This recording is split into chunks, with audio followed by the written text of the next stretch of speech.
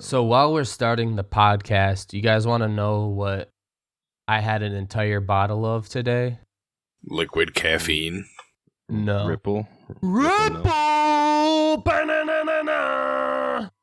There you go. Ripple! I want to come in from 3 different, from the left side, pan to the right. Like WWE superstars. If that's what you want. Where did that come from? That introduction? I've heard that from somewhere recently. Don't know. It sounds like wrestling. Definitely WWE style. I didn't watch any WWE. That's the thing. No? Not recently. Baki. What is that? Baki? Baki. Baki. Yeah, that's what I'm hearing, but I don't understand it. Baki. Netflix anime. Gotcha. Netflix. Speaking of anime, I know Cameron knows about this, but Fonzie, if you want a heartwarming new show to watch, and they have an English version, you should definitely check out The Ranking of Kings. Heartwarming, you said? Yeah. It's It'll make really you go. good. It'll make you go, aw. Oh, yeah. There was this one anime. It was like a series of short films called The Flavors of Youth or something like that. That one was real good. Slice of life type stuff, man. This is like a slice of life in the beginning, and then it gets insane by episode, I guess, 2 to 3. Gotcha. All right, we ready to go, though? Yeah. I got time and doop dop up.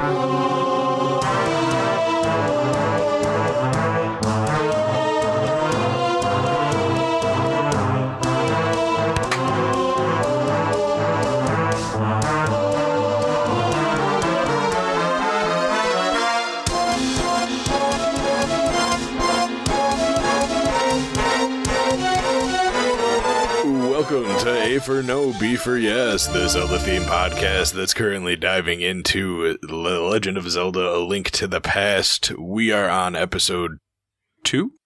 Yeah. Episode 2 of the 3rd season, maybe. Yeah, that's what I thought.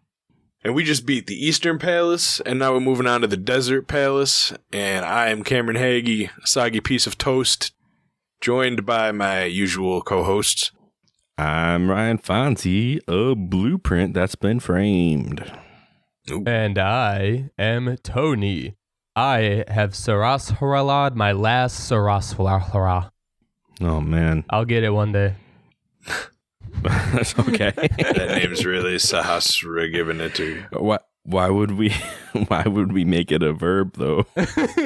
You can make anything a verb if you really want to. Let's take the most difficult name of the game and give it more uses and more reasons for us to say it.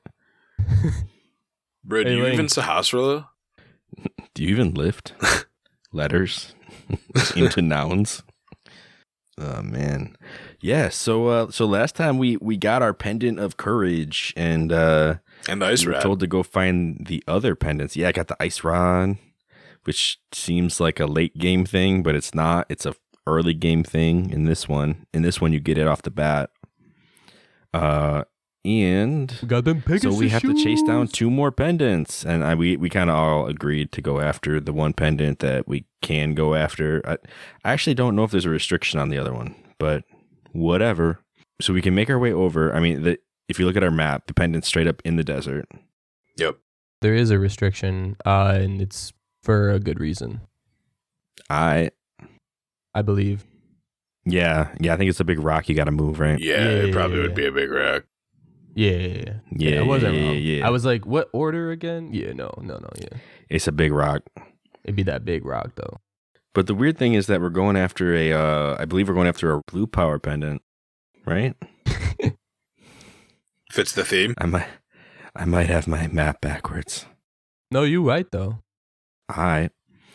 So we start on our way over there, and we go through this canyon-esque area, cliffs all around, but we're kind of going through a little desert path out to the desert. Come across the average middle-aged man. He doesn't do anything right now. You can't get him to react to anything. He's just kind of there. I think there is a way to antagonize him. I think if you like take his sign down, he gets upset. I put a bomb next to him, and he was like, stone cold Steve Austin over there. Just nope, nothing. Stone faced. He did not care about that bomb. Stone faced average middle aged man, just like your average middle aged man. He stands there and ignores. I don't know, guys. Nothing bothers him anymore. He's reached that age. He's apathetic to all but his sign. Yeah, apparently. Then the sign is just to basically say leave him alone. Yeah, pretty much. I can see why he'd be upset about that going away. It's like, oh, come on, now everyone's gonna bother me. Yeah, right. One of the things that we run into, like when we finally make it to the desert, there are buzzards and creepy sandmen abound, and I don't know if these have special names. That would be an Anthony thing. That definitely would be an Anthony thing. And to be honest with you, I, for the life of me, forgot what they were called. But I know that they are moving on. Super annoying. Wait, Geldman. Sorry. Geldman? Geldman. That sounds like Feldman, which I think was a sitcom character, wasn't it? So the picture, I just remembered because I specifically was going to bring this up. They do jazz hands. They do. Like, yeah, they do their shimmy shoulders pretty good. It kind of sounds like a Jerry Seinfeld character's name. Like someone named Geldman would be in Jerry Seinfeld. I think I remember Corey Feldman from Robot Chicken skit. He was an actor, yeah. Corey Feldman. Well known for his roles such as Friday the 13th, The Final Chapter, Gremlins, The Goonies, Stand By Me. Oh, that guy. Yeah. Corey Feldman. There we go. We getting chased in the desert by the Goonie. The jazz hand McGee Goonie. I'm not gonna lie. The cacties and the desert explosive things, whatever they were. I don't know what those are called. The desert boom booms. Those were worse to me than the Geldmans and the vultures. You mean like the bombs that are just like jammed? I ran in the into ground? so many bombs, man. Why did you step on the blue spots though? I don't know. I was fighting, man. They each get like at least 4 pixels. I'm pretty sure like at one point I was just clearing out the Geldman, and then one of the Geldman like hit me into a bomb and took like 4 to 5 hearts away, and I was like, really? At this point in the game, you should only have 4 hearts, really. Maybe 5 if you found pieces. Then it probably took around 3 to 4. So it killed you? Is that what you're saying? No, I was very low, though. I think I had half a heart to a heart left, It was great. Wow. So if you manage to not get mugged, which, is actually pretty difficult because the desert's full of muggers. Yeah. And scavengers. Yeah, you can make your way up onto a platform, but the issue is that there's like a tablet there that is in the ancient Hylian language, so we can't read it. However, there's also a cave in the desert where I'm pretty sure an old man who dresses a lot like Sahasrahla, but I don't think gives you his name. He's probably one of the sages, tells you that there's a way to translate it, but I think he might even direct you to the library, but I don't know. I think he's like, there's a book out there somewhere in the great wide world. And if you happen to pass it, that in the game there is a library that you can go to, and it has the book we need. Yeah, it does. He definitely does some sort of reference to where books would be. Can't remember exactly what he said, but I remember realizing that, because there would have been no way that I would have been like, oh yeah, there's a library in Kakariko, because I don't remember there being a library in Kakariko. And once we get there, it turns out the book's out of our reach. End of the game. Link can't win. Guess we go home. Well, that's the thing. A lot of people get to this point of the game and they're like, what was there to tell you to even get this book? Because if you don't find the old man, then it's just, you have a whole map to explore and ain't nobody telling you nothing. So it's one of those things where it's like the one clue that you need is very easy to skip. But yeah, so this I think this has been the end of the game for some people, which is really sad because you haven't even gotten to the good part yet, you know? It's like you don't even need to talk to the old man. You literally can just bypass talking to this entire guy. Oh yeah, for old sure. Man? What old man? Yeah. There's no old man in this game in the desert. That's what I did this time. I forgot that guy existed. Yeah. I think I had such a hard time finding that book when I was a kid that now I literally can't not remember where it is. We go in the library and the book's up on a shelf. But one thing that you may have learned from having Pegasus boots is that if you run into things, sometimes you can knock stuff around. I will say that there is a dude dressed up in a red cloak and a little red hat out in the village. Yeah. Who likes to run away from Link a lot. You got to chase him to the right. Yeah, if you chase him to the right, don't start running immediately. Like, you gotta, the second you see him, like, you want to agitate him first, and then when he starts moving, then activate your boots. You got to trigger him. Because otherwise, yeah, you got to trigger him first, because if you don't, it'll stop all of Link's momentum when he starts to run for whatever reason. Just a programming thing, I guess, and then you can't catch him. But I caught him, and he was like, oh, you must be the shoes, basically. Nice kicks, bro. You got them crazy Nice kicks. You know, if you ran into some trees, you might find some stuff. A lot of the trees in town have stuff in them. And I'm like, great. That's an interesting tip. I think I got like 5 rupees from that tip. So there wasn't really that much stuff to get. But I found a fairy, too. Oh, nice. Yeah. Cool. So we use our special knock stuff around boots to smack into a bookshelf. At full speed. To any librarian's chagrin. And we get ourselves the rarest, most special book in all of Hyrule, which is the Book of Mudora. So this book, aside from being the namesake of another popular Zelda podcast, and I said that as if I just included us in the list of popular Zelda podcasts, but the Book of Mudora podcast named themselves after this for good reason, because it is a book that is said to hold the history, an account of the history of Hyrule. And as such, I would like to point out another book that has some of the history of Hyrule in it, and actually talks about the Book of Mudora as well, just as where the information comes from. And that is the user manual for The Legend of Zelda: A Link to the Past. Now, I know I've sent you guys both links to this thing, because somebody in the world scanned it in and put it on the webs so we could find it. And yeah, it's a pretty fantastic thing. You guys both have it? It's a beast. It is a beast. I'll start then. If you want to get it open, read along, feel free. I might need one of you to take up the mantle if I start getting dry mouth. Right. So right in the beginning of this manual has The Legends of Hyrule, and this is basically just some blurb to kind of give you some more backstory. It's almost like when we stop and watch the intro cutscene. It's even more in depth than that. It gives us a little bit more background, a little more context to the game that we're playing, because quite honestly, the game itself is story light, but with this little backing, it actually has a pretty strong intro. So I'll just read it here. To set the stage for this adventure of the legendary hero of Hyrule, it will be informative to delve into the Triforce myth, an ancient epic about the creation of the world that is still believed in the land of Hyrule. Every culture has such myths and theories about the creation of their worlds, and they often affect the present-day social structure. The legends say the mythical gods of Hyrule had as their chosen people the Hylia. These ancient people left scrolls that are the primary source of the legends. So then we actually get into the creation of Hyrule here. It says, according to the Hylian scrolls, the mythical gods descended from a distant nebula to the world that was and created order and life. I just read that like an idiot, but that's okay. They're missing a comma. To the world that was created in order and life. Yeah. The god of power dyed the mountains red with fire and created land.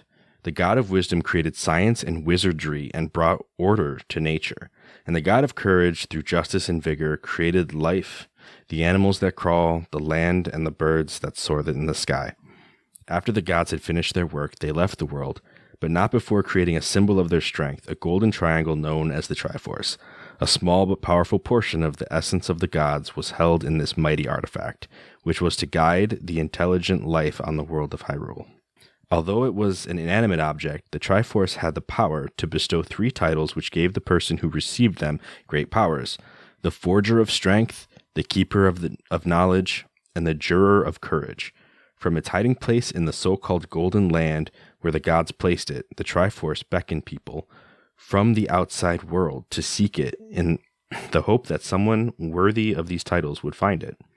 With their magic-infused blood, the Hylian people were endowed with psychic powers and skill in wizardry. It is also said that their long pointed ears enabled them to hear the special messages from the gods, so they were held in high esteem by many people in Hyrule. Their descendants settled in various parts of the world and passed on their knowledge and magical lore to all people. But in its passing, the lore... and I think by it means time, but in its passing, the lore was often distorted or lost altogether. So this story probably sounds familiar. Yeah, it's like it's beat for beat the same story the Deku Tree teaches us in Ocarina of Time. I mean, it doesn't name the goddesses, but it might as well have. Mm-hmm. They do all the same things. They have, I mean, it doesn't say anything about the colors, which is probably why we got the swapped red and blues. And then it goes out of its way to say that the Triforce is inanimate, which is weird for reasons that will be spoiled if I talk about them now. You know, there's that. Even the point of like the Hylians have pointed ears so they can hear the messages of the gods. Like that was a quote straight out of the marketplace in Ocarina of Time. And when I say it that, I mean, as in Ocarina of Time quoted this, like they were referring back to this. So, I mean, make no mistake, this came first, but it's just funny how much of it didn't end up in the game itself until a later game that referred back to it. Huh, good point. Again, So yeah, so this we've game heard this story before. set up pretty much the core story elements that a lot of Zelda games, I don't want to say piggybacked on, but I could use elaborated off of.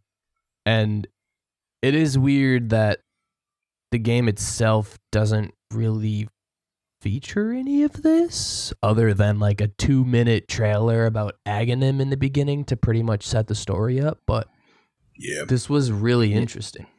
Yeah, everyone's talking about the golden power, but you have to read the manual if you want to know what the deal with that is. So there's actually like, I want to say 3 more sections here.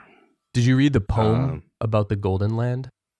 Well, that's the next bit. Yeah, it's... So the next one is the gates to the Golden Land, right? Sorry, I just figured we'll go through these things and then we can, you know, this is like probably the longest part of this episode today. You want me to read it? That would be awesome if we could do that. I can read the last one. If Anthony, you want to read the third one, that would be there's 4? super duper helpful. What? There's 4? Oh, there is 4. Yeah. Cool. Alright, so. In Hyrule, there are many Hylian buildings which are mentioned repeatedly in the legends. These buildings, which now lie in ruin, pale shadows of their former splendor, are closely tied to the Triforce. Some were said to house the Triforce itself. If it were only a symbol of the gods, the Triforce would be coveted by many. But a verse from the Book of Mudora, a collection of Hylian legends and lore, made the Triforce even more desirable. In a realm beyond night, the sky shines gold, not blue. There, the Triforce's might makes mortal dreams come true. Many aggressively searched for the wish-granting Triforce, but no one, not even the Hylian sages, was sure of its location. The knowledge had been lost over time. Some said the Triforce lay under the desert. Others said that it was the cemetery in the shadows of Death Mountain. but no one ever found it. That yearning for the Triforce soon turned to lust for power, which in turn led to the spilling of blood. Soon the only motive left among these searching for the Triforce was pure greed. One day, quite by accident, a gate to the golden land of the Triforce was opened by a gang of thieves skilled in the black arts. This land was like no other. In the gathering twilight, the Triforce shone from its resting place high above the world. In a long-running battle, the leader of the thieves fought his way past his followers in lust for the golden power. After vanquishing his own followers, the leader stood triumphant over the Triforce and grasped it with his blood-stained hands. He heard a whispered voice, "If thou hast a strong desire for dream, wish for it." And in reply, the roaring laughter of the brigand leader echoed across time and space and even reached the far-off land of Hyrule. The name of this king of thieves is Ganondorf Dragmire, but he is known by his alias, Mandrag Ganon, which means Ganon of the Enchanted Thieves. Nice. So, if you wanted any more Ganondorf lore, there you go. I actually read up on this. Funny enough that it's in the user manual. So that is a complete English American thing. In Japan, that is not his name. He is just Ganon of the Enchanted Thieves, or Ganon of the Thieves, or the Thief King Ganon. But in the US, I guess the team in Japan that was working on it gave full rights to the US team to just come up with a name for Ganondorf and give it their own spin, and they did. And now this is the lore that we have, it is Ganondorf Dragmire, and they never said it again except for an ad in 2017. From what I heard, they used it, and I don't know what the ad is. I didn't look that far into it, but they did reuse Dragmire for an ad for some Zelda related thing 4 or 5 years ago. But other than that, that's it. Is this fairy tale right now? So you're telling me that they said, oh yeah, his name is Ganon of the Enchanted Thieves, but you guys can translate it however you want, give him a name. And they didn't give him one, but they gave him two as if they couldn't decide on one. Because he's Ganondorf Dragmire, but he is known by his alias Mandrag Ganon. Why? Which means Ganon of the Enchanted Thieves. Dude, from now on, I'm not going to ask if people beat Ganon. I'm going to say, did you take out, Mandrag? Mandrag? Yeah, did you down Mandrag yet, bro? It's way too close for me to Mandrake, which is the Harry Potter thing. Screams at the top of their lungs, which makes no sense. Yeah, little plant creatures. Yeah, it's funny. Mandrag is close to Mandrake, and then Dragmire is close to Dragneel, which reminds me of Natsu from Fairy Tail. What about his story, though, where they get to the Triforce and he just kills all of his own followers to get to it? No, that's a real Mandrag thing to do, though. Well, this is, I mean, talk about dark stories. I mean, this is silly evil. This that next level stuff. You imagine that they're all thieves, so they're all selfish in their own way. They work together just so they can rob other people more easily, and they see this literal, object of omnipotence. They probably all immediately went for each other's throats. I don't imagine there was too much camaraderie there, truly. So I think it makes sense that they all just kind of went crazy and killed each other over it when they saw it. Yeah, it probably wasn't Mandrag versus the hundreds. It was probably everyone for themselves, and he was just the last one standing. Yeah, that was the original Fortnite right there. Oh yeah. To the cornucopia. He just had more shield juice. Oh no, need some more blue, man. Just need some more blue. I did a little bit of research as well on the timelines. I wasn't gonna bring this up until we had mention of Ganon in this game, but now that Ganon is mentioned in this game, so this is not the first. If we're even doing timelines at all, or if we're just gonna, for those nerdy fans that like the timelines, this is for you. If not, they're all separate occurrences. But this is not the first Ganon. The first Ganon from the reincarnation, I guess you could say, of Demise. What we learned.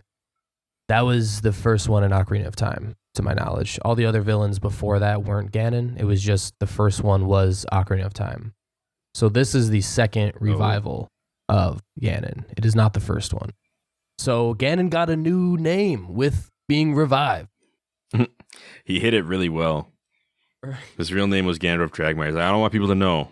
So I'm gonna give myself an alias. Man Drag Ganon. But then after this, he's like, I'm actually so strong, it don't matter. Can you imagine, they're in school in Gerudo Desert, and like Nabooru and like all the other Gerudo are just making fun of him, like, Dragmire, when they're like kids or something. I don't know why I just thought of that. Well, I hope the band of thieves that he went into this situation with weren't the Gerudo, but it would explain why they're not in the game. Oof.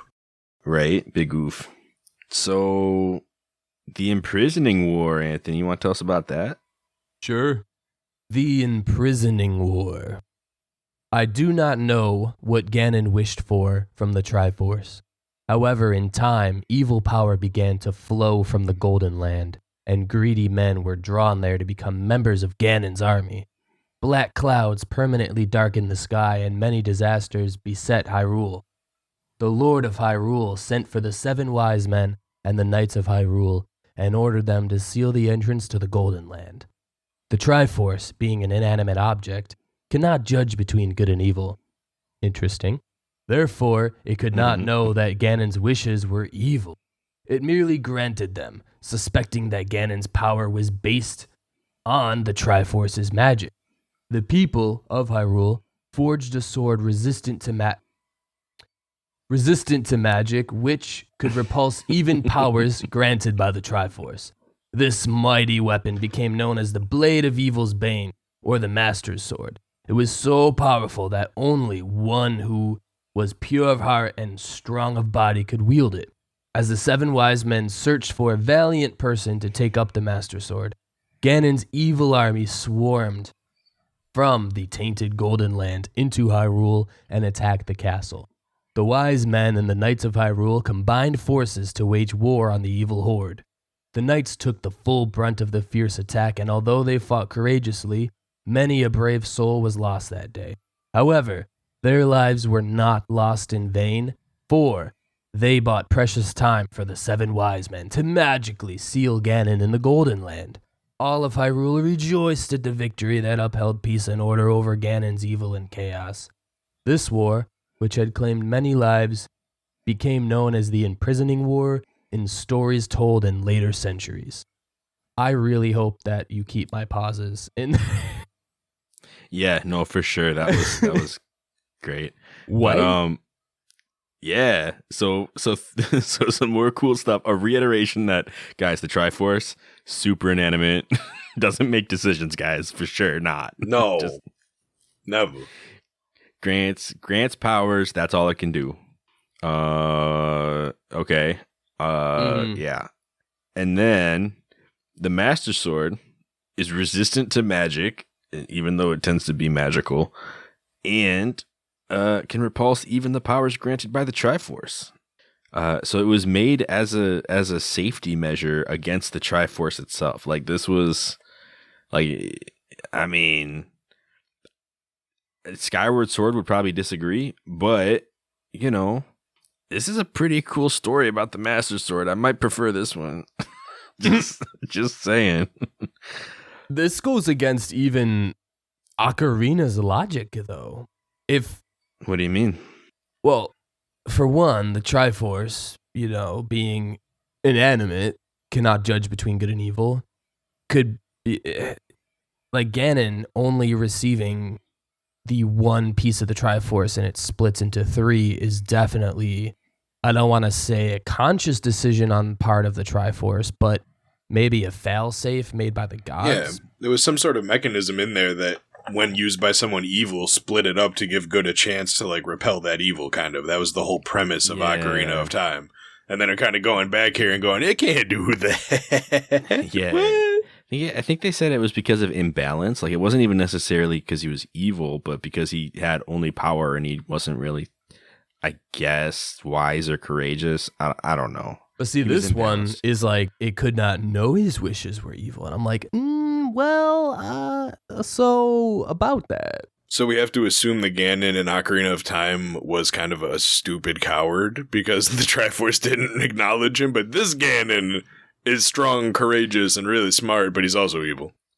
Well, I guess that's what they're saying. To make a point, I mean, him being balanced might not have actually been a power, wisdom, and courage thing. I mean, it probably was based on the writing in the game, but from what we've learned about like what all of the different medallions mean versus, you know, the chakras and the character traits and all that, like there's other ways for him to be imbalanced. Like he might have just been you know, missing certain things in his life, I guess. I don't have all the answers here. I just know that that's what the game said. It said he was imbalanced. Yeah. So, I'm still thinking it's meaning good and evil, though.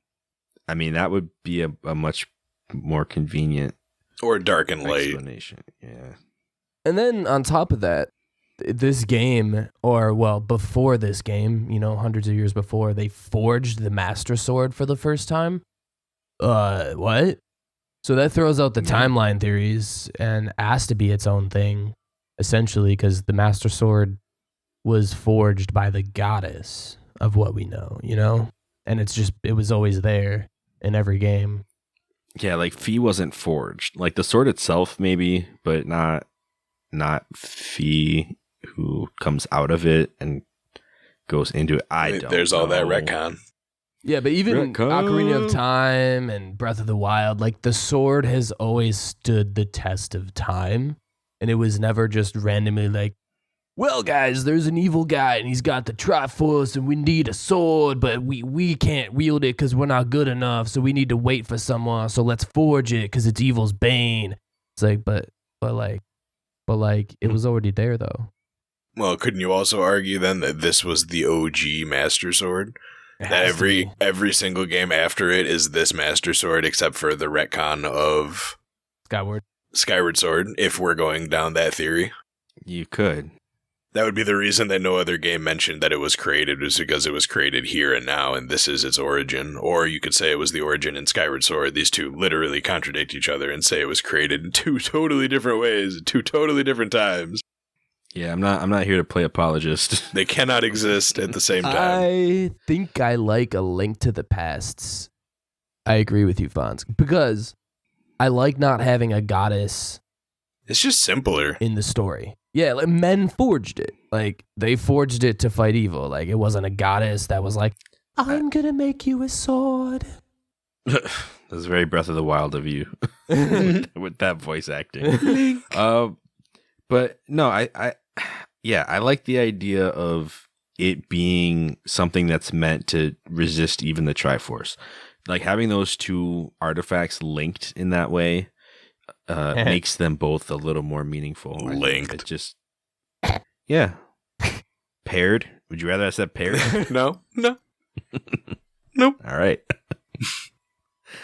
Yeah, and then we get this blurb about the imprisoning war too, and how a bunch of soldiers died because nobody could wield the Master Sword, I guess. Yeah, nobody in its time, man. It's one of them stories. They forged a weapon that could not be used until the right wielder came along. Long time later. Long time. Too long.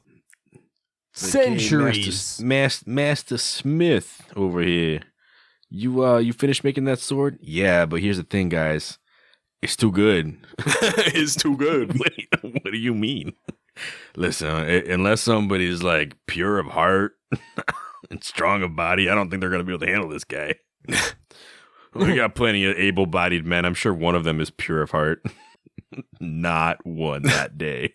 2 weeks later, they're all standing around the sword, like just defeated looks in their eyes. I'm just imagining when they made it, there was just like this hidden video game counter above it. It says like days left until someone that can wield is born. It says like 235 years, and they're just like, oh. No. That is a parallel to Skyward Sword, because back when the goddess saved everybody, there wasn't one person who could be a hero back then. They had to wait thousands of years for Link and then send him back to the past to be the hero. Yep. Like that. Yeah. Yeah. Either way, the Master Sword came apart. This has always got to wait a long time for someone. This game's called A Link to the Past. There's not even time travel. You know, I actually was going to ask you to that because I looked it up and the internet doesn't even know. So let me get your take on it. Why is this game called A Link to the Past? And try to answer that without spoiling anything. Unless we can't do that yet, which other case I'll ask you in like 5 episodes. I think my best guess would be because of what we're reading right now. What you're doing is solving a problem that started years and years and years ago and has just been waiting to resurface. So it seems as though when Aghanim takes over, he kind of recreates the war and the battle that happened in the past. So now it's linked to that past conflict. That's why I think it's called A Link to the Past. I really like that. Yeah, I would It's agree. just conjecture. It's something along the lines of the only thing that correlates to the good guys having a chance at winning is the Master Sword, and then the only thing that can interact with that quote-unquote link to the past would be your character.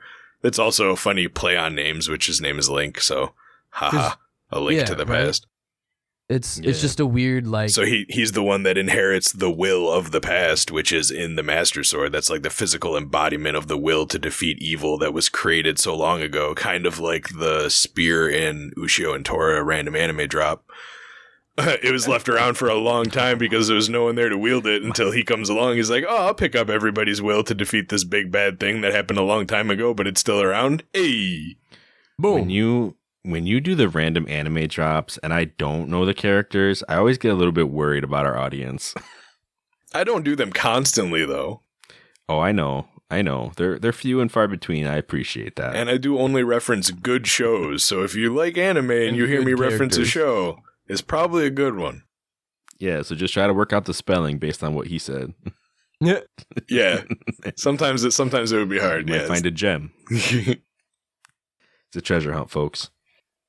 All right, so there's one section left here.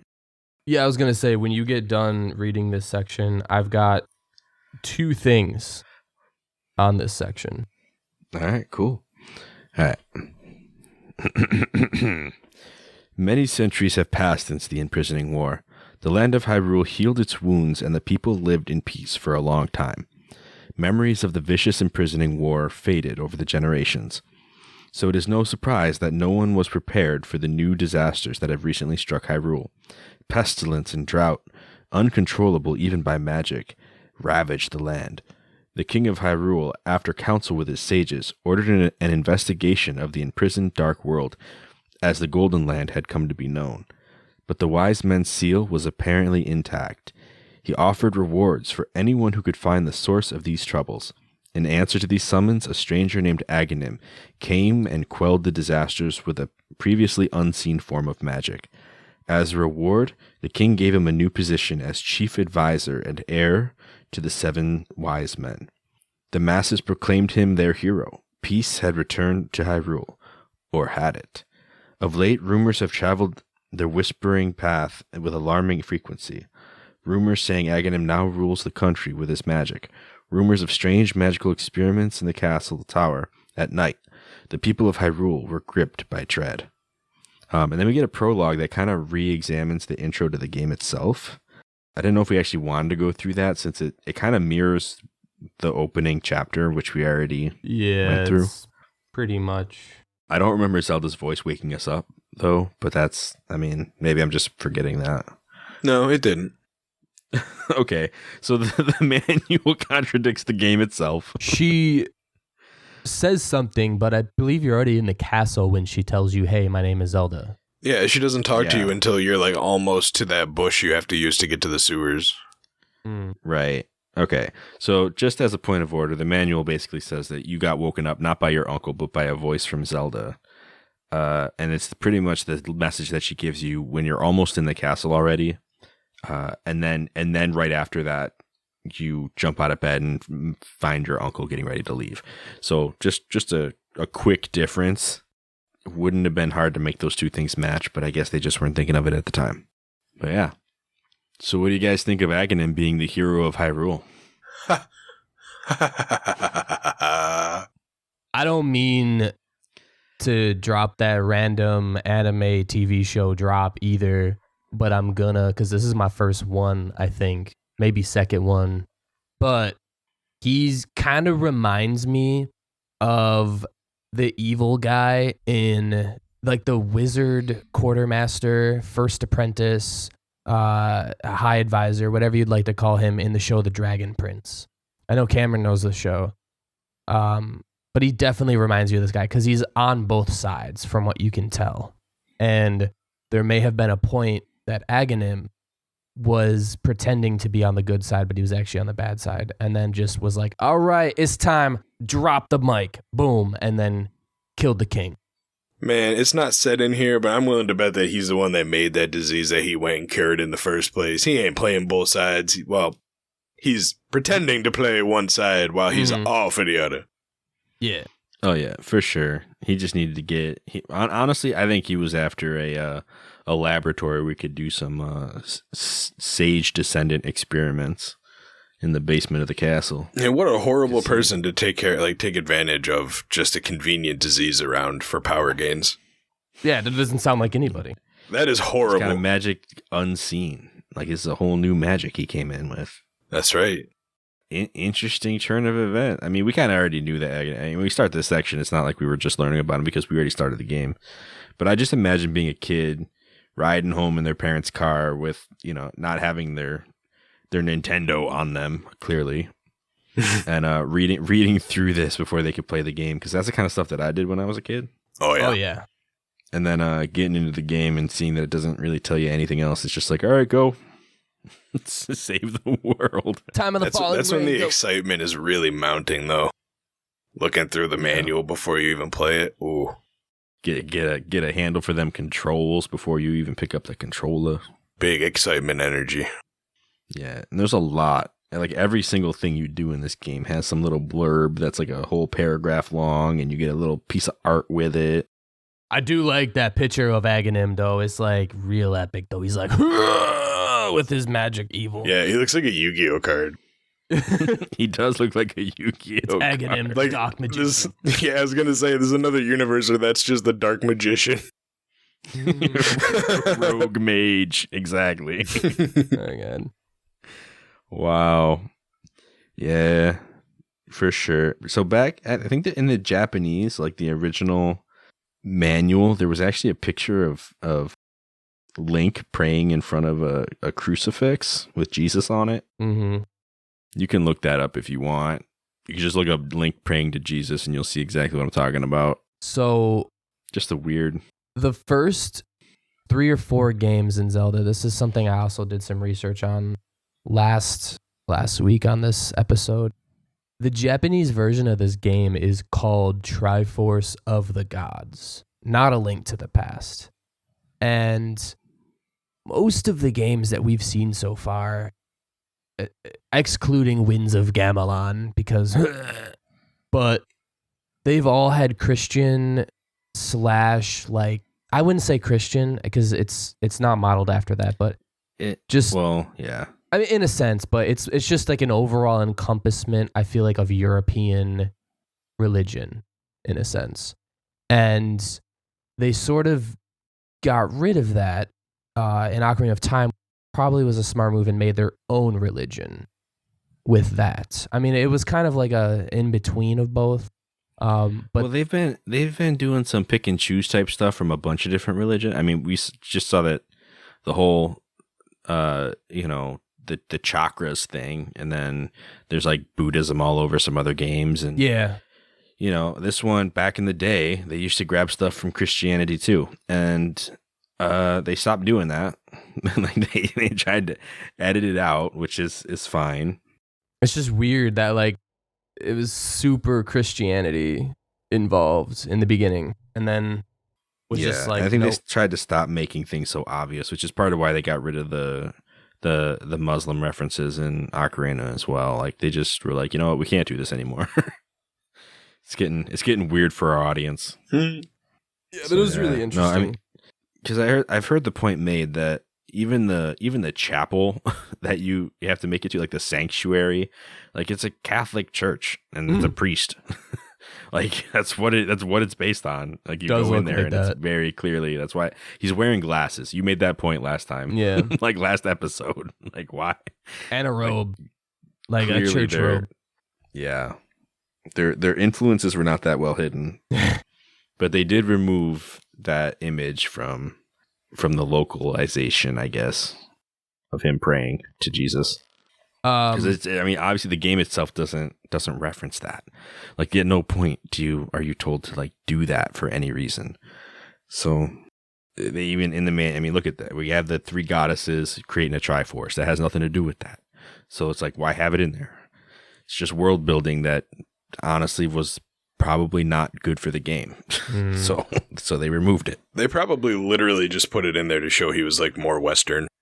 Like if they wanted to show he was Eastern, he would have been like praying at a shrine, like an Asian shrine, but instead he was praying to Jesus to get across the idea that he was more Western of a character than Eastern or something. I would probably put it on that. Yeah, that could be it too. I've never seen an actual explanation of why it was there. It's great though. But yeah. To me, this read like something you would find in the Book of Mudora, but it also referenced the Book of Mudora. So that was kind of cool. Figured this would be like while we're in the library, it's like right next to the Book of Mudora was a user manual. We just dived look at into the that. Book of Mudora. Speaking of Aghanim, though, I wanted to ask you guys, judging from, I don't know what's coming in later in the game, but judging from the last 2 bad guys that we've faced, Ganondorf and Ocarina of Time, being a sly thief that would do things behind the scenes, Girahim, who is very much behind the scenes, always, never had time for us, couldn't spend time with us. Demise didn't come until the end, so I don't really want to count him. He wasn't really the guy. So Aghanim, this guy doesn't seem like, albeit from this description, I'm just going game alone from what I've witnessed. This man doesn't really seem that behind the scenes so far. I mean, he literally took over 90% of the knights at the castle and killed the king, and everybody knows he's bad. He's kidnapped people, and he doesn't really do anything behind the scenes from what I can tell. Like, he's our first, like, I don't care evil guy. Whereas, like, the other 2 were very, very secretive about what they did. Well, I think we're just past the point of his secretiveness. Like, they just glossed over he used magic to cure disease and everyone thought he was a hero. But if you think about it, there was probably a lengthy time period there where people, like, he was acting like a hero and he was being secretive with the evil he was doing, where he was first starting to maybe do experiments where nobody knew about it. But by the time we start playing the game, that's long past, and he's already taken over 90% of the knights and killed the king and taken all the ladies he was going after. So he's at his end that game. Phrasing though. Oh, sorry. He's already kidnapped all of the sages that he's after. No, we're keeping it. we're keeping it the way it was. Spoilers! So yeah, we're just so late into his end game that he's definitely not needing to do anything behind the scenes at this point. So he's like Thanos level then right now. Yeah, exactly. When Thanos was beginning, he couldn't just come out and tell everyone what he was doing. He had to wait till he had at least 1 stone so he could be strong enough to rub it in people's faces. He had to quietly go to planets and kill half the population. So so like if we're putting this in reference of Zelda, then he's basically Ganon in the midst of the 7-year time skip where he was just like, yeah, this is my kingdom now. I own it. It's mine. Yeah, pretty much. It's like right when Ganondorf got the power to just bend everyone to his will and summon monsters everywhere. That's like where Aghanim's at right now. He's just doing whatever he wants, free reign. Yeah, I mean, he's got the kind of magic nobody's seen before, Yeah. It's like yeah. So yeah, that's the situation. That's why we're after this pendant. So we just got our book, the Book of Mudora, and we can actually go back to the desert where we are able to now translate, using our special book, the stone tablet to enter. I think that it says something simple along the lines of pray, or not pray, make a wish. Like if you wish to enter, just wish it. And it will be granted. Yeah, there you go. And so Link does a little hand gesture, which again has been theorized to be another Christian reference to the doing the cross, little Trinity hand sign, but that's not. It doesn't really look like that. I heard somebody say it looked like the Triforce, like he was making a triangle, but I don't think it looks like that either. It's just a weird thing that he does where he puts his hand down and then to his side and then back up to his face, and then he makes a wish on his knees. So there's like these 3 fish head statue things around you, and they all kind of turn and open up a way. At least that's what it looks like now. They also take your exit away. Yeah. They do take your exit away. They make a full, like, first it's 2 statues to the side of the exit and 1 in your path. And then it turns until it's 1 blocking your path back and 2 to the sides of the path forward. This is interesting. But we can enter the Desert Palace. Possibly the fastest dungeon to do in any Zelda game if you know how. Yeah, I forgot how I did it the first time, but it was still very fast, and I was surprised when it was just about over. I was like, wait a minute. This was nothing. Yeah, I can speedrun tell everyone how to do it off of memory, like when we're done, in probably like 30 seconds. Well, you might as well, because there's no story in this place. It's just a big old empty dungeon. It's got sand and a bug problem. Yeah, those bugs were probably my least favorite enemy, or the most annoying thing for me, the whole desert section. I kept getting just a little too close and they'd start sucking me and I'd be like, no. The first thing that it just, like the bug things, I think they're called like Devilants or something like that. Devilant. I don't know.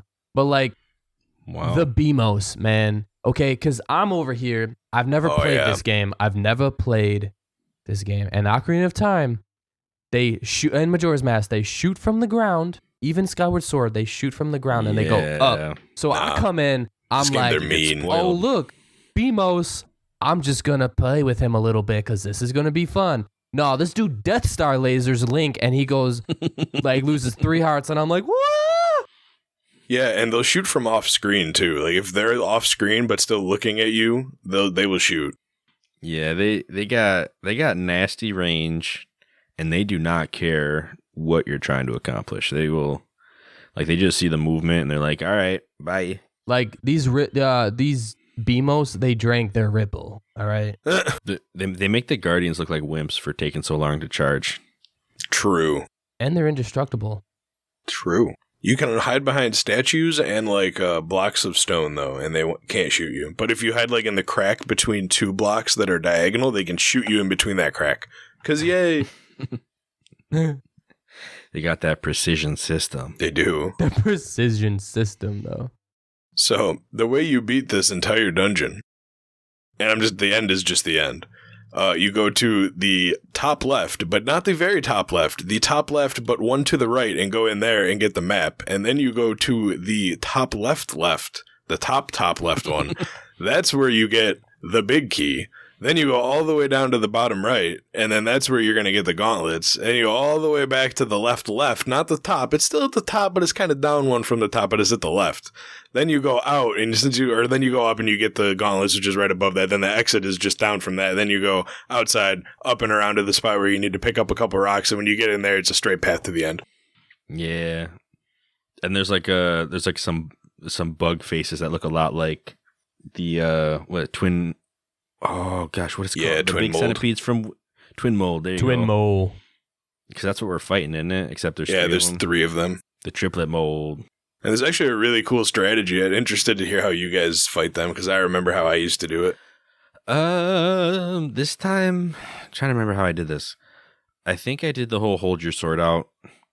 Avoid the rocks because when they come out of the ground, they shoot rocks in regular directions, and you can just kind of sidestep them.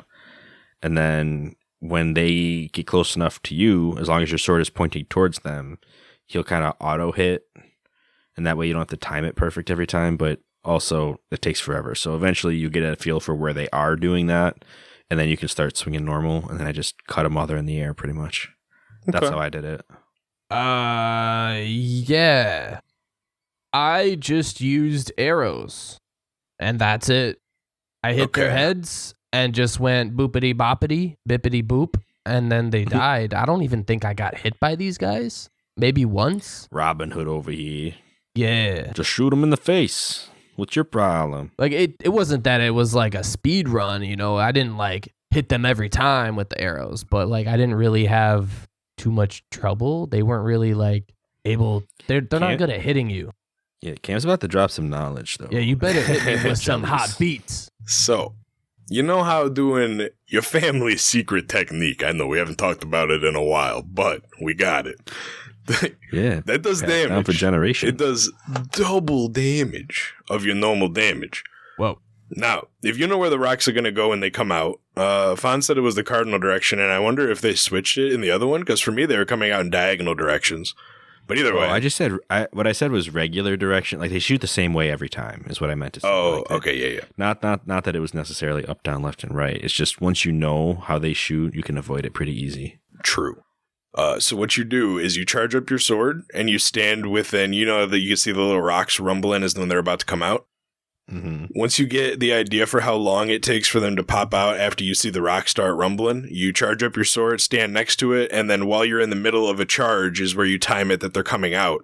You hit them, and then you bounce so far away from them from hitting them while dealing double damage that even if you're standing at a spot where the rocks would hit you, you get knocked so far away you can still walk out of the way of the rock. Which means when you get down to the last one that shoots it out in every direction, you still won't get hit by doing this strategy, because it'll hit you so far away you can get in between the two rocks.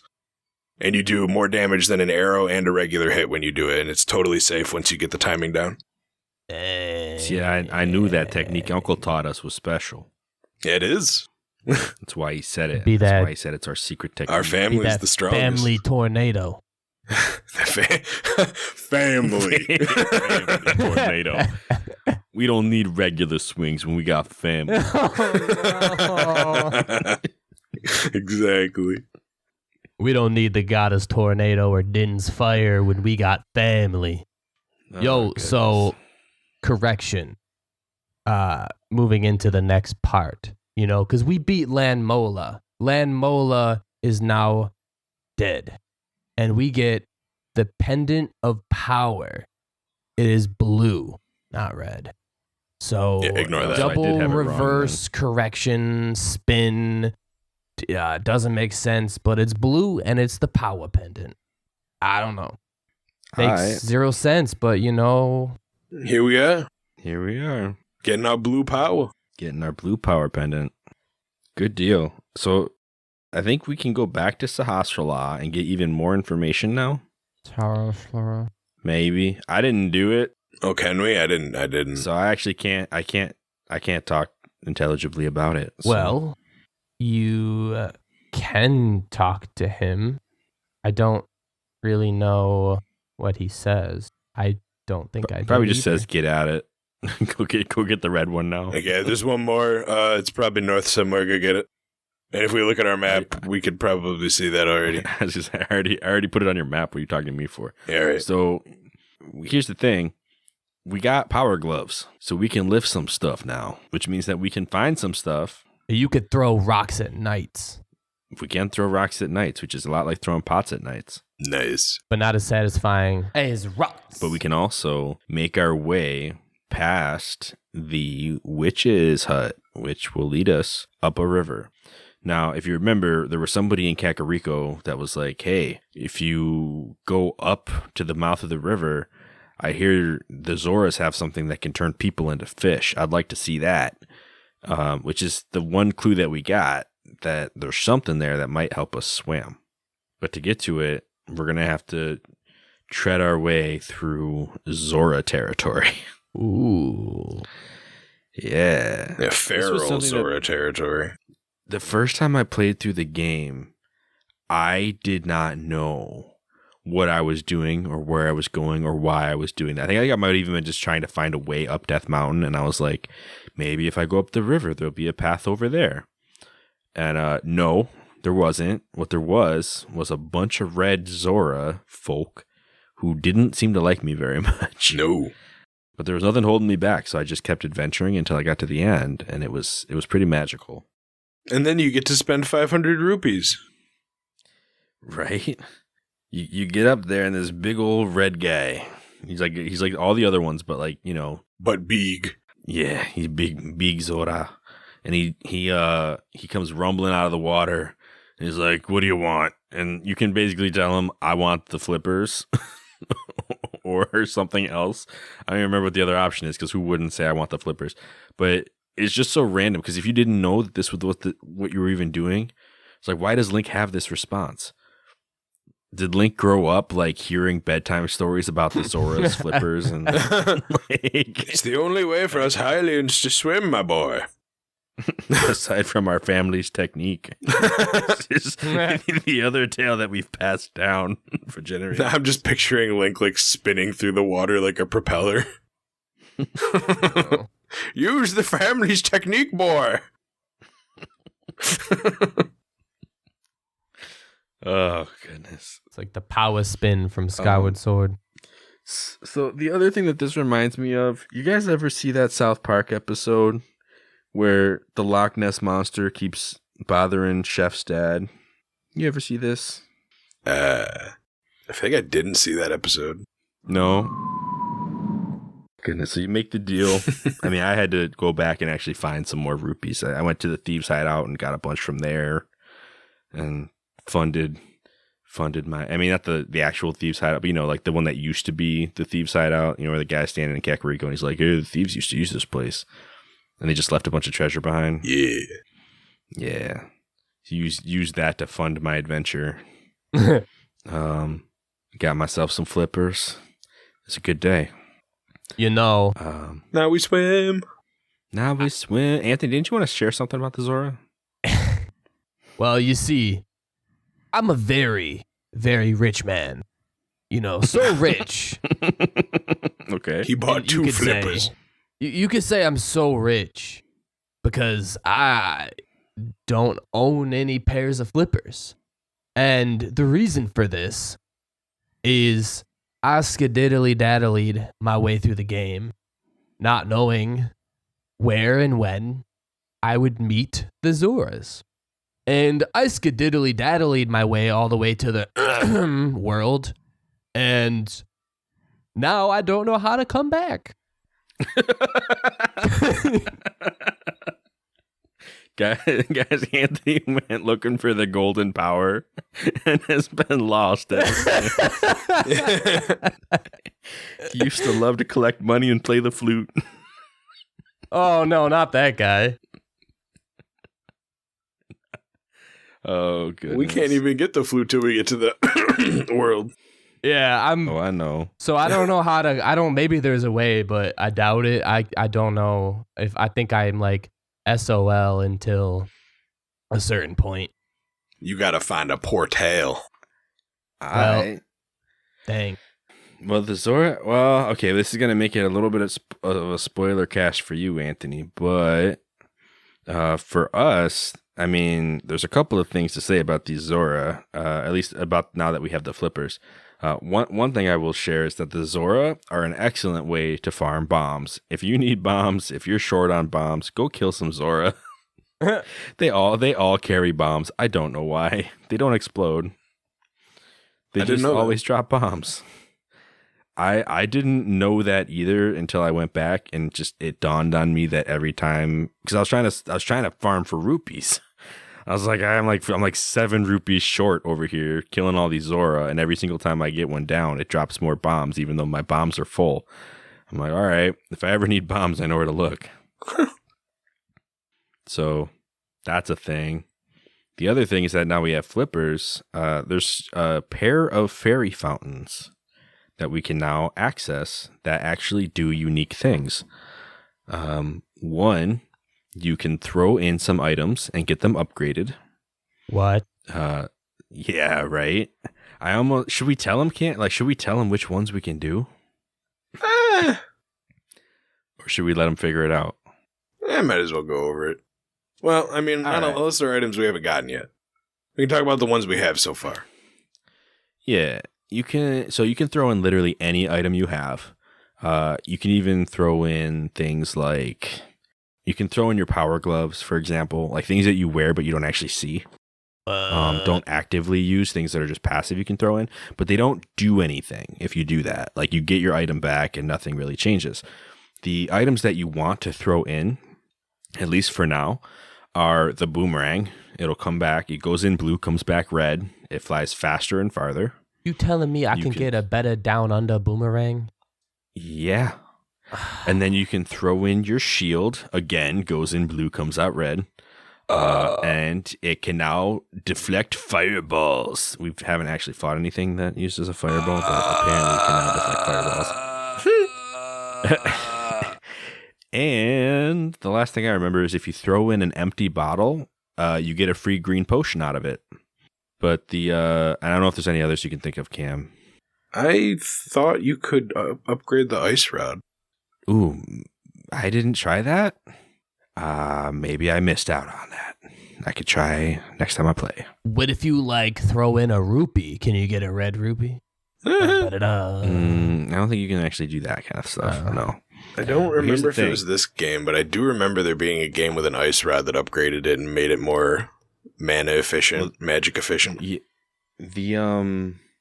Link Between Worlds does that. You can upgrade everything in that game. So both rods get upgrades. Maybe Yeah. I'm confusing them. Where is that fairy fountain, though? So the other thing, well, I'll get to that in just a second. The other thing that's interesting about this fountain is actually the way it works. So it's a reference to an old fable about a woodcutter who ends up accidentally throwing his axe into the river. And basically kind of a similar situation, whether it's a fairy or a genie or whatever, some spirit or magical being comes out of the river and asks him, did you throw this axe into the river? And if I remember the story right, he's first offered a golden axe and a silver axe and some a gemstone axe or something. He's offered all of these super valuable items in return for what was really just a plain axe. He was actually a woodcutter, he'd hard labor all his life. And he refuses all of the special ones. He's like, no, that's not the axe that I dropped. And then eventually comes back with this old, rusty, trusty axe. And he's like, yep, that's the one I dropped. And he gets rewarded for his honesty by getting all of the axes. So he basically goes home with his fortune because he was an honest person at the river. Yeah. So in this case, you throw in your item. One of the great fairies comes out, says, hey, did you drop this? Whatever it was. And, you can say yes or no, but why would you even, everything you throw in, she just shows you the exact thing you threw in and you say yes. And sometimes if it's not something that can be upgraded, she'll just say, all right, well, don't drop it again, and gives it back to you. And if it can be upgraded, she's like, for your honesty, I will reward you by, giving you an upgrade or making this better or whatever. And she gives it back, and it either has its upgrade or it's filled with potion or whatever. And it's just a little nod to that. So just a little character lesson in the middle of your video game in case you want to tell your kids that story, I guess. But it's interesting. Yeah. There's that fairy fountain. I think is right north of the witch's hut, actually. If you go into the water up above, I think you can swim to the left, and it's right where the river curves. I think there's a fairy fountain right there. Okay. I think I might be totally wrong about that, but I think that's where it was. And then outside of that, there's a whirlpool. And that will take you down towards the bottom of the map. But down towards the bottom of the map, there's another fairy fountain. Also that you can only access through water by going through a waterfall. And that one is the magical wishing well one where you can throw in rupees. And what will happen is that eventually, once you've hit a certain rupee threshold, you can get upgrades to your arrow count and bomb count. Oh, that's nice. Great fairy will come out and we're like, which one would you like to carry more of? And you can just pick one and, you get a little 5 bump on it. So it's pretty cool. You could repeat that? Or is it a one-time thing? You can repeat it. You can do it a bunch of times. Yeah, it's not infinite, but I don't know what the max is either. You'd be walking around with 60 arrows over here. Just pew, pew, pew, pew. Well, the problem is the first time you find it, you probably just got done spending 500 rupees. So, True. So I didn't have anything to donate. I went in, I had 2 rupees, and it was like, how much would you like to throw in? And the bottom option was at least 5, and I clicked it, and it was like, don't do it. Like the little text box came up and said, don't do it. And then that was it. And I'm like, wait a minute. They couldn't throw in the 2 that I have? No, not even. It's just like, don't put yourself in debt, bro. Don't do it. Dang. Just get out of here. Save your 2 rupees. Nah, I'm rich over here. 900 something rupees. Don't have anything to spend it on. Wow. How did you get so many rupees already? Yep. I think I played the thief game where you have to guess the chest, and I won twice. And then in a place we have yet to cover, a lot of guys drop a lot of red rupees. I do like them places. Yeah, right? I actually don't know if I know what you're talking about. So that'll be fun. Yeah. All right. So the other thing, well, at least one other thing. There's 2 things I think left to talk about that we can do now. That I can think of, but I'm not an expert at this game, so I don't know. But one other thing you can do with the flippers, which is fantastic, is if you find the right bridge and you swim underneath it, there is a man with a tent and a little campfire living underneath the bridge. That sounds so cute. And he will give you another magic bottle, which will bring us up to 3 magic bottles. I am so mad that I only have 1. How do you only have? We told you how to get 2 last time. There's 2 in the village. Stuck in the. I'm stuck in the. I only got 1. Well, you're on the real adventure, man. I'm like hard zoning myself for no reason. It's funny because you actually have exactly what you need to get out whenever you want. What? So I mean, but you told him. Well, I know what I have, but like, there's nowhere to use that. Well, that's the thing about it. What? Is you don't need a place to use it. So I was using that thing in a place that you go into and then fight monsters, and then it just that thing made me go back to the beginning. So I thought, oh, but now you're saying if you use that thing in the place that's open, then you just go. Yeah, I would hate to come back to recording a week and a half from now and you to still be stuck in the what to do. So I'm just gonna give you that tip. Yeah, if you use it in the place that's open, quote unquote, you can make your way back to reality. Okay, all right. It makes sense. It makes perfect sense because you could do it. So I just continue. All right.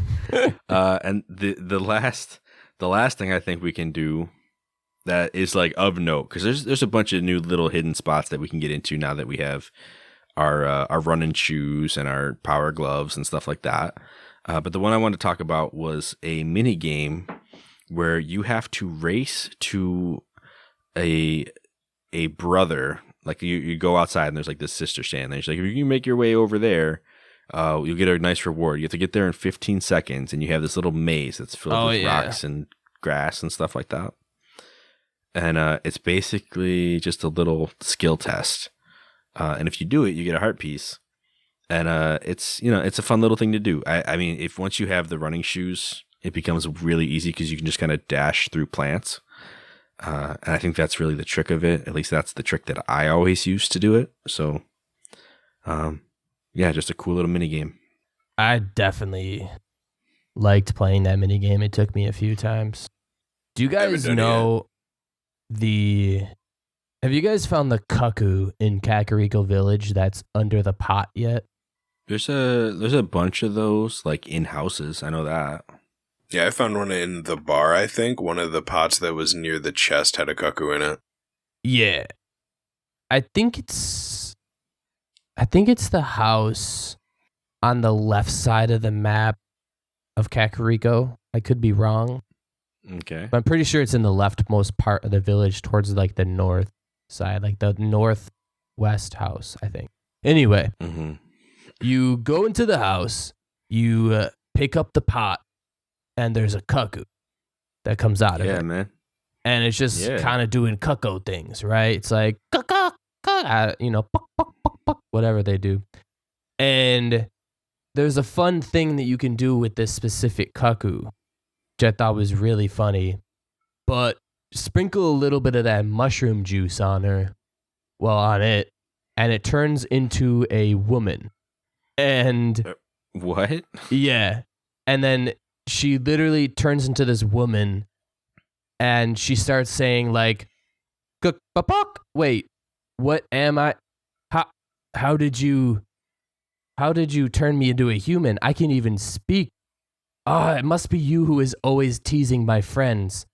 And I quote, this is what she says, "The weathercock is always watching you harass them. Well, this human shape is uncomfortable for me, and I want to be a chicken again." Puck, puck. And then she turns back into, if you leave, she turns back into a chicken, or you can be nice and get some more mushroom powder and sprinkle it on her. Either way, what she's talking about, what I believe and what other people believe to be the weathercock, is in the middle of the town, that like north, south, east, west compass directional thing is always watching you punch the chickens with your sword. And that's why that's how the other chickens know where to go. Yeah. Yeah, I was going to ask if you guys tempted our foul overlords yet. No. So I did after I talked to this cuckoo lady, because I was like, all right, so how do they know how to home in on that? And apparently the weathercock, or the weather vane, that most people say, is what controls the cuckoo. Well, it's a rooster up on the thing. Like that's traditionally what goes on a weather vane. So that's why they call it that. So it was just funny to have that happen. Yeah. Yeah, that sounds like a pretty cool Easter egg, and also like just adds lore to something that actually has significance later in the game. But you've never played that far, so I don't want to spoil it for you. Yeah. Ooh. The gods themselves show themselves? Talking about the cuckoos. Yeah.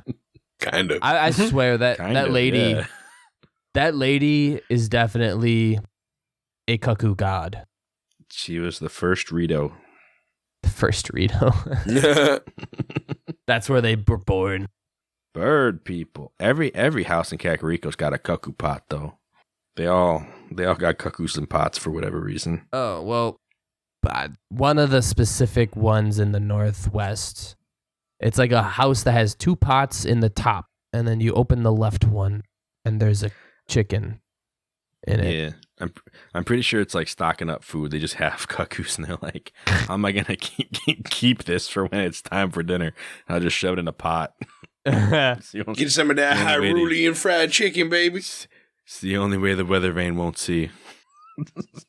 Oh goodness. So yeah. So this has been our chapter, right? I mean, I don't think I have anything else to share about my current play experience, but this is longer than I thought it would be, but a super short dungeon, a lot of lore around it. That dungeon was weenie. It really was. This dungeon is for babies. You know what I just found out? Weenie Hut Palace. Cameron, the sprite of the lady for the cuckoo, I just looked her up. It's the same sprite as the villager who tattletales on you. Dag Narget. Oh, like yellow dress type deal? The other one. The blue dress one. Blue dress. Okay. I think that's the lady that's on the left. I knew they were conspiring with the guards. They were the ones who were spreading all them rumors about Aghanim, too. See, Aghanim was using his magic to turn cuckoos into people, and those ladies wanted to stay that way. Cuckoos are actually evil, though, Yeah. We don't talk about it enough, but these cuckoos, they're the real criminals out here. Everyone's like, man, these cuckoos weren't even here before Aghanim got here. I don't even know what's going on, really. It's his personal army. Cuckoos didn't exist before this new strange magic. Disease was cured and cuckoos disappeared. Little Jimmy still has his disease. Oh no. Oh no. Oh no. That's why we have our bug catching net. Our bug. Thanks, Aghanim. Thanks, Aghanim. Looking out for us getting fairies in them bottles. That's the reason that, that whole talk in the beginning of the user manual, the army of Ganon in the beginning, hundreds of years before this time. You know what that army was? That was the army of the Cuckoos. Alongside Ganon Dragmire, Cuckoo Lord himself. Mandrag, Cluck Ganon. He's like Pigman, Lord of the Cuckoos. It was also known as the inning. Oh no. Oh no. All right, guys, it's late and we're laughing at everything, and I don't think all of these jokes are gonna land quite the way they are now for us when people listen. Well, why the not? Okay. Come on. I think we need to close it. This is episode 8. Lunker all over again. Lunker. Goodness. You know what's great though is every time anything happens in this game, they always say Lunker, and I just get so happy. I mean, yeah, you did name yourself that, so same. I could see it. Cool. All right, so this has been our episode, everybody, of A for No, B for Yes. You can reach out to us at our social medias or on our email. All of those links are in the description, as always. We love putting them in there. Anyway, we will talk to you next time. Hope you have a good couple of weeks and, stay frosty. Thanks for watching, y'all. You have beautiful eyes. Did you get all that?